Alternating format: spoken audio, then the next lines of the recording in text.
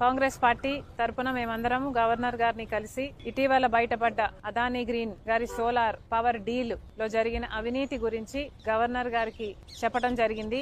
ఈ డీల్ వల్ల ఆంధ్ర రాష్ట్రానికి కూడా నష్టం జరుగుతుంది అని చెప్పడం జరిగింది. కాబట్టి ఈ డీల్ ని స్క్రాప్ చేయాలని అడిగాము. దీని మీద ఎంక్వైరీ జరగాలని అడగడం జరిగింది. ముఖ్యమైన విషయం ఏమిటి అంటే అదానీ గారి ఈ డీలు ఆంధ్ర రాష్ట్రంలో చేసుకున్న ఈ డీల్ వల్ల నష్టపోయేది ఆంధ్ర రాష్ట్రం. ఈ భారం పడబోయేది ఆంధ్ర రాష్ట్ర ప్రజల మీద. కానీ లాభం మాత్రం అదానీ గారికి. ఇది ఎక్కడి న్యాయం అని అడుగుతున్నాం. కేవలం అదానీ గారికి లాభం చేకూర్చడానికి చేసిన ఈ డీల్ లో ఆంధ్ర రాష్ట్ర ప్రజలను తాకట్టు పెట్టడం జరిగింది. ఇది న్యాయమేనా? అది కూడా ఈ డీలు రాబోయే 25 సంవత్సరాల వరకు ఈ డీలు వర్తిస్తుంది అంటే ఈ తరమే కాదు వచ్చే తరానికి కూడా తాకట్టు పెట్టినట్టు దీని అర్థం కాదా? కేవలం ఒక్క అదానీకి మేలు చేయటానికి ఆంధ్ర రాష్ట్రాన్ని ఆంధ్ర రాష్ట్ర ప్రజలని తాకట్టు పెట్టి వాళ్ళకు నష్టం వచ్చినా పర్వాలేదు అన్న రీతిలో ఆలోచన చేశారు.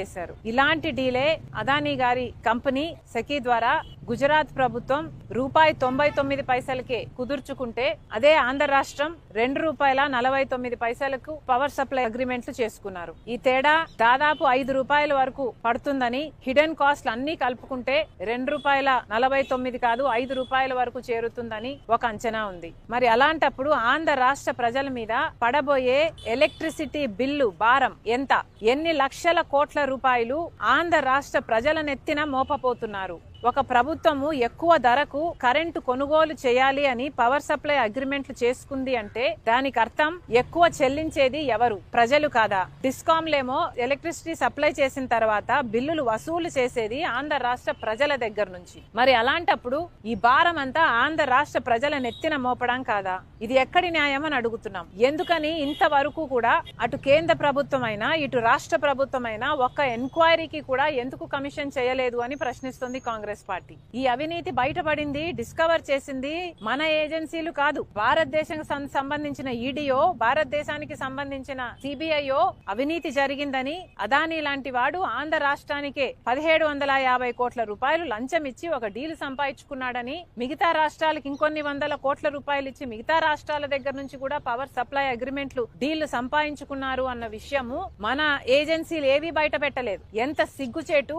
ఇక్కడ మన దేశంలో జరిగిన అవినీతి ఎక్కడో అమెరికాలో బయటపడింది. ఇక్కడ ఎందుకు బయటపడలేదు? ఇక్కడ ఎందుకు డిస్కవర్ చేయలేకపోయారు? ఎందుకంటే ఈడీ అయినా సిబిఐ అయినా ఇన్కమ్ ట్యాక్స్ అయినా అన్ని అదానీ గారి చేతుల్లోనే ఉన్నాయి. ఎలక్షన్ కమిషన్ అయినా ఆఖరికి ఏ ఏజెన్సీ తీసుకున్నా, ఆర్బీఐ అయినా ఏ ఏజెన్సీ తీసుకున్నా ఈ రోజు అన్ని మోడీ గారు తన గుప్పెట్లో పెట్టుకుని ఉన్నాడు. ఎంత సిగ్గుచేటు! మన దేశంలో ఈ అవినీతి డిస్కవర్ చేయలేకపోయాం.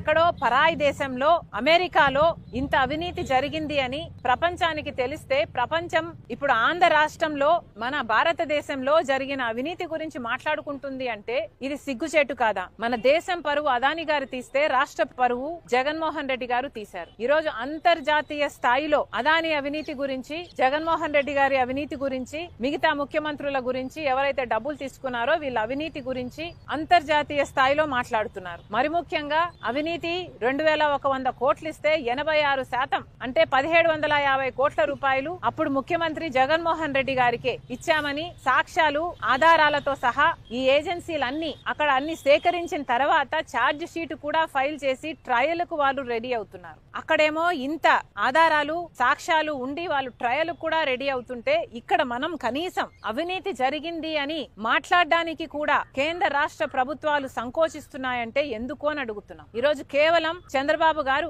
బీజేపీతో కూటమి కట్టారు కాబట్టి, అదానీ బీజేపీ మనిషి కాబట్టి ఈ రోజు మాట్లాడడానికి కూడా భయపడుతున్నారు అంటే ఇక మీరు వీళ్ళ మీద యాక్షన్ తీసుకుంటారు అన్న నమ్మకం మీరు ప్రజలకు ఎలా కలిగిస్తారు? మీ మూడును చూస్తుంటే మీరు కనీసం అదానీ అన్న పేరును కూడా ఉచ్చరించడానికి మీరు భయపడుతున్నారు అంటే ఇక మీరు ఈ అవినీతి మీద ఏ యాక్షన్ తీసుకుంటారు అని ప్రజలకు ఎలా నమ్మకం కలిగిస్తారు? అసలు మీరు యాక్షన్ ఎంక్వైరీ చేయకపోతే, యాక్షనే తీసుకోకపోతే ఇక ఈ డీల్ క్యాన్సిల్ అవుతుంది అన్న నమ్మకం ప్రజలకు ఎలా కలుగుతుంది? ఈ డీల్ క్యాన్సిల్ అవ్వకపోతే ఈ డీల్ లో నష్టపోయేది ఎవరండి? ప్రజలు కదా. ఈ బిల్లులు కట్టాల్సింది ప్రజలు కదా.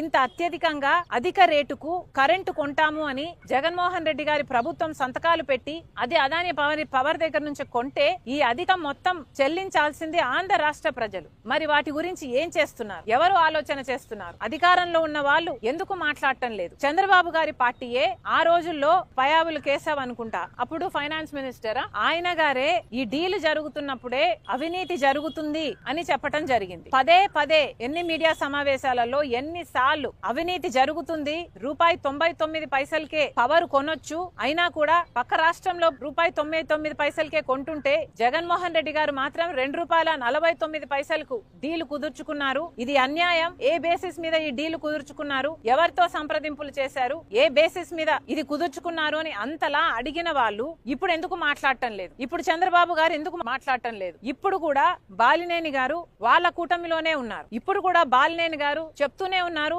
గోల్మాల్ జరిగింది అని, అక్రమం జరిగింది అని. మరి మీ కూటమిలో ఉన్న వాళ్ళే అక్రమం జరిగింది అని ఇప్పుడు చెప్తున్నారు. అప్పుడు కూడా ప్రెస్ మీట్లు పెట్టి ఉద్యమం చేసేంత లెవెల్లో మీరు మాట్లాడారు. మరి ఏ యాక్షన్ అయినా ఎందుకు తీసుకోవటం లేదు అని అడుగుతున్నాం. ఇది అన్యాయం కాదా అని అడుగుతున్నాం. కనీసం అసెంబ్లీలో చంద్రబాబు గారు జగన్మోహన్ రెడ్డి గారు అవినీతికి పాల్పడ్డారు అని మాట్లాడారు తప్పితే అదాని పేరు కూడా ఉచ్చరించడానికి ఇష్టపడలేదు అంటే ఇక మీరు ఏం యాక్షన్ తీసుకుంటారు? మీరు ఏ యాక్షన్ తీసుకోకపోతే, ఈ డీలు క్యాన్సిల్ అవ్వకపోతే ఈ బిల్లుల భారం పడేదంతా ప్రజల మీద కదా, ప్రజలు కదా చెల్లించాల్సింది. మరి అధికారంలో మీరు ఉన్నప్పుడు మీరు ఏ యాక్షన్ ఎందుకు తీసుకోరు అని అడుగుతున్నాం. ఇది ఎక్కడి న్యాయం అని అడుగుతున్నాం. ఈ రోజు చంద్రబాబు గారు బీజేపీ పార్టీతో కూటమి కట్టారు. ఇక్కడ అసెంబ్లీ లెవెల్లో అసెంబ్లీలోనే మీరు మాట్లాడలేదు అంటే, ఇక్కడ స్టేట్ లెవెల్లోనే మీరు ఏ యాక్షన్ తీసుకోవడం లేదు అంటే, ఇక సెంటర్ లో పార్లమెంట్ జరుగుతుంది ఒక పక్క, అక్కడేమో కాంగ్రెస్ పార్టీ అదాని అవినీతి గురించి పోరాటమే చేస్తుంది. జాయింట్ పార్లమెంటరీ కమిటీ ఎంక్వైరీ చేయాలి అని అడుగుతుంది. మీరు కనీసం అక్కడ మీ ఎంపీలు ఉన్నారు,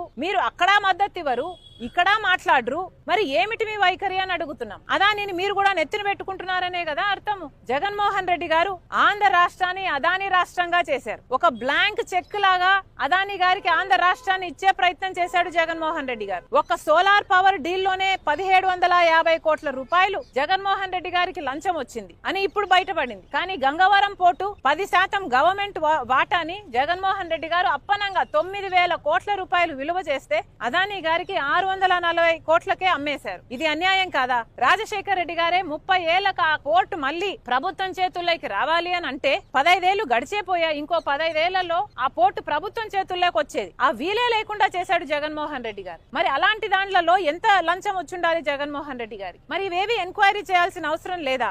అవినీతి ఎంత జరిగింది, ఎక్కడ జరిగింది అని, అన్యాయం జరిగింది అని మీరు తెలుసుకోకపోతే ఆ డీళ్లు ఎలా క్యాన్సిల్ చేస్తారు? ఆ డీళ్లు క్యాన్సిల్ చేయకపోతే మరి ప్రజలకు అన్యాయం చేసిన వాళ్ళు కారా మీరు? మిమ్మల్ని ఓట్లేసి గెలిపించింది ప్రజలైనప్పుడు అన్యాయం జరిగింది, అక్రమం జరిగింది, క్రైమ్ జరిగింది అని అమెరికా వాళ్ళు చెప్తున్నారు. సాక్ష్యాలు ఆధారాలు ఉన్నాయని వాళ్ళు చెప్పి వాళ్ళు ట్రయల్ కూడా ప్రొసీడ్ అవుతున్నారు. మరి అలాంటప్పుడు కనీసం ఇక్కడ ఎంక్వైరీ చేయాల్సిన బాధ్యత మీకు లేదా? వెంటనే ఎంక్వైరీని కమిషన్ చేయాలని చంద్రబాబు గారిని డిమాండ్ చేస్తున్నాం. అంతేకాదు పార్లమెంట్ లో కూడా కాంగ్రెస్ పార్టీ పోరాటం చేస్తుంది జేపీసీ కావాలని ఈ అంశం మీద. పార్లమెంట్ లో కూడా చంద్రబాబు గారు కాంగ్రెస్ పార్టీకి మద్దతు పలకాలని డిమాండ్ చేస్తున్నాం. అమ్మా, వాళ్ళ పేపర్ల ప్రకారము, సాక్ష్యాలు ఆధారాలతో ప్రకారము జగన్మోహన్ రెడ్డి గారిని మోడీ గారు కలిశారు, ఫలాని తేదీ కలిశారు అని ఆధారాలు ఉన్నాయి వాళ్ళ దగ్గర.